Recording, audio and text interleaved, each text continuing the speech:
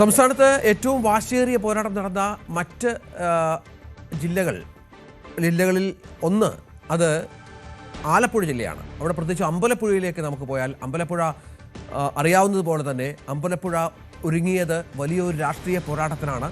ഈ പ്രചരണ കാലയളവിലുടനീളം നമ്മളത് കണ്ടതാണ്. ഏറ്റവും ഒടുവിൽ ജി സുധാകരനെ, പാർട്ടിയുടെ എല്ലാമായിരുന്നു ജി സുധാകരനെ ഇന്നലെ അമ്പലപ്പുഴയിൽ പാർട്ടി പ്രവർത്തകർ തടഞ്ഞുവെച്ച് ആ തരത്തിലുള്ള സംഘർഷം ഉണ്ടാക്കുന്ന കാഴ്ച പോലും അമ്പലപ്പുഴ സാക്ഷ്യം വഹിച്ചു എന്നുള്ളതാണ്.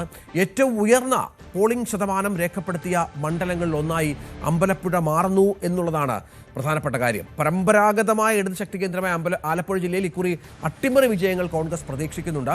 എന്നാൽ കാര്യമായ നഷ്ടം ഇടത് ക്യാമ്പ് പ്രതീക്ഷിക്കുന്നുമില്ല. ശരണ്യ സ്നേഹനുണ്ട്. ശരണ്യ, ഇപ്പോൾ നമ്മൾ അരൂരിൽ ഇങ്ങോട്ട് വന്നാൽ അരൂര്, ചേർത്തല, ആലപ്പുഴ, അമ്പലപ്പുഴ, ഹരിപ്പാട്, കുട്ടനാട്, കായംകുളം, മാവേലിക്കര, ചെങ്ങന്നൂർ ഇങ്ങനെയുള്ള മണ്ഡലങ്ങളിൽ വന്നാൽ നമുക്കറിയാം ഒരു സ്ഥലത്ത് മാത്രമാണ് അവിടെ UDFന്റെ ആധിപത്യമുള്ളത്. അത് സാക്ഷാൽ രമേശ് ചെന്നിത്തലയുടെ ഹരിപ്പാടാണ്.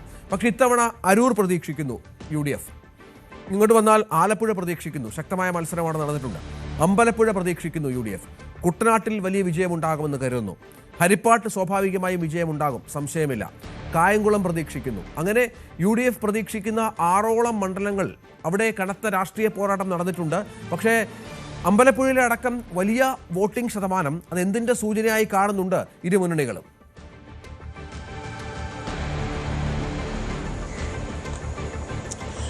രഞ്ജിത്ത്, ആലപ്പുഴ ജില്ലയിൽ ഇത്തവണ കനത്ത പോരാട്ടമായിരുന്നു നടന്നത്. നമ്മൾ നേരത്തെ സൂചിപ്പിച്ചതുപോലെ തന്നെ തിരഞ്ഞെടുപ്പിന്റെ തുടക്കം മുതൽ തന്നെ വളരെ വാശിയേറിയ ഒരു മത്സരത്തിലേക്ക് കാര്യങ്ങൾ പോയിരുന്നു.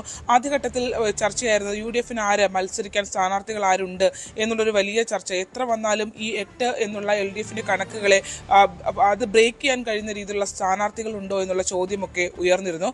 പക്ഷേ സ്ഥാനാർത്ഥി നിർണയം വന്നതോടുകൂടി UDFന് പ്രാദേശികമായി സ്വാധീനമുള്ള ആളുകൾ അങ്ങനെ വളരെ ബുദ്ധിപൂർവ്വമാണ് അവർ ഇത്തവണ സ്ഥാനാർത്ഥികളെ പ്ലേസ് ചെയ്തതെന്നുള്ളതാണ്. ഇടത് കോട്ടയാണ് ആലപ്പുഴ.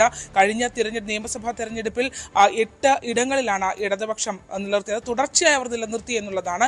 അതിനോടൊപ്പം തന്നെ ഹരിപ്പാട് മാത്രമാണ് വ്യത്യസ്തമായി UDFനൊപ്പം രമേശ് ചെന്നിത്തല ആയതുകൊണ്ട് തന്നെ അവിടെ അത് തുടരുന്നൊരു സാഹചര്യം ഉണ്ടാവുകയും ചെയ്തിട്ടുള്ളത്. പക്ഷേ ഇത്തവണത്തെ വാശിയേറിയ തെരഞ്ഞെടുപ്പ് പ്രവർത്തനം പോലെ തന്നെയായിരുന്നു തെരഞ്ഞെടുപ്പിന്റെ അവസാന മണിക്കൂറുകളിലേക്ക് നമ്മൾ കടന്നപ്പോൾ മനസ്സിലാക്കാൻ കഴിഞ്ഞതും അത് തന്നെയാണ്. അതായത് ഓരോ ഇടങ്ങളിലും ഇഞ്ചോടിഞ്ച് പോരാട്ടമായിരുന്നു നടന്നത് എന്നുള്ളത് ആണ് അറിയാൻ കഴിഞ്ഞത്. അത് തന്നെയായിരുന്നു ഒരു പോളിംഗ് പെർസെൻറ്റേജ് നമുക്ക് ആലപ്പുഴയിൽ നിന്ന് കാണാൻ കഴിഞ്ഞിട്ടുള്ളത്. 77.39% ഇത്തവണത്തെ പോളിംഗ് പെർസെൻറ്റേജ് വന്നിട്ടുള്ളത്. 1% കഴിഞ്ഞ തവണത്തേക്കാൾ കൂടിയിട്ടുണ്ട്.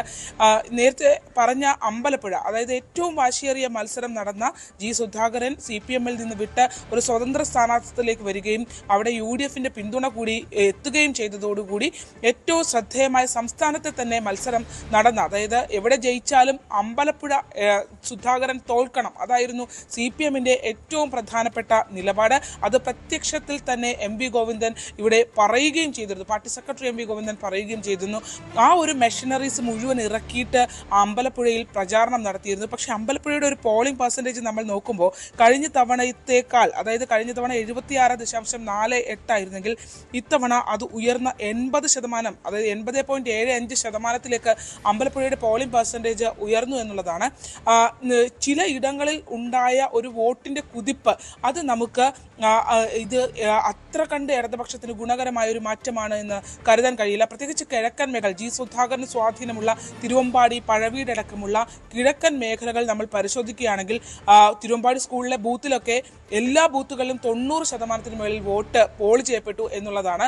അത് അത്ര ഗുണകരമായി ഇടതുപക്ഷത്തിന് മാറുമോ എന്ന് നമുക്ക് പറയാൻ കഴിയില്ല. കാരണം വാശിയേറിയ തെരഞ്ഞെടുപ്പ് നടന്നു. ജി സുധാകരൻ പാർലമെന്റേറിയൻ നിലയിൽ ആലപ്പുഴയിൽ പ്രൂവ് ചെയ്യപ്പെട്ട ഒരാളായിരുന്നു. അതായിരുന്നു ഏറ്റവും വലിയൊരു വെല്ലുവിളി. കാരണം പാർട്ടിക്കുള്ളിലെ തർക്കങ്ങൾ നിലനിൽക്കുമ്പോഴും അതൊരു ആഭ്യന്തര പ്രശ്നങ്ങളായി CPMനെയോ അല്ലെങ്കിൽ അതുവരെയുമായി ബന്ധപ്പെട്ട് ബാധിക്കുന്നവരെയോ മാത്രമായി നിലനിൽക്കുകയും അതിനപ്പുറത്തേക്ക് പാർലമെന്റേറിയൻ എന്നുള്ള ഒരു അക്സെപ്റ്റൻസ് വെച്ചായിരുന്നു സുധാകരൻ മത്സരത്തിലേക്ക് ഇറങ്ങിയത്. UDF പിന്തുണ കൂടി വന്നതോടെ മറ്റ് രാഷ്ട്രീയമായ കാര്യങ്ങൾ CPM-നെ മാത്രം ബാധിക്കുന്നതാണെന്നും അതിനപ്പുറത്തേക്ക് ഒരു വോട്ടിംഗ് പാറ്റേൺ ഉണ്ടാവുന്ന ഒരു രീതിയാണ് നമ്മൾ അമ്പലപ്പുഴയിൽ അവസാന നിമിഷം കണ്ടത്. നിലവിലത്തെ ഒരു സാഹചര്യം നോക്കുകയാണെങ്കിൽ കഴിഞ്ഞ പ്രാവശ്യത്തേക്കാൾ UDF നില മെച്ചപ്പെടുത്തുമെന്നുള്ളത് തന്നെയാണ്. കാരണം തുടർച്ചയായി 2 ടേമുകൾ ഭരിച്ച ഒരു സർക്കാരിന് വേണ്ടി വോട്ട് രേഖപ്പെടുത്താനായി എത്തുന്ന ആളുകളുടെ ഒരു പാറ്റേൺ അല്ലായിരുന്നു എന്നാണ് എനിക്ക് വിലയിരുത്താൻ കഴിയുന്നത്. അതായത് ഒരു തുടർ ഭരണത്തിന് വേണ്ടി ഇത്രയും അധികം ആളുകൾ പുറത്തേക്ക് ഇറങ്ങി വന്ന് വോട്ട് ചെയ്തു എന്ന് വിശ്വസിക്കാനാവില്ല. മറിച്ച് ഒരു മാറ്റത്തിന് വേണ്ടിയുള്ള ഒരു വോട്ടിംഗ് നടന്നു എന്ന് തന്നെയാണ് കരുതുന്നത്.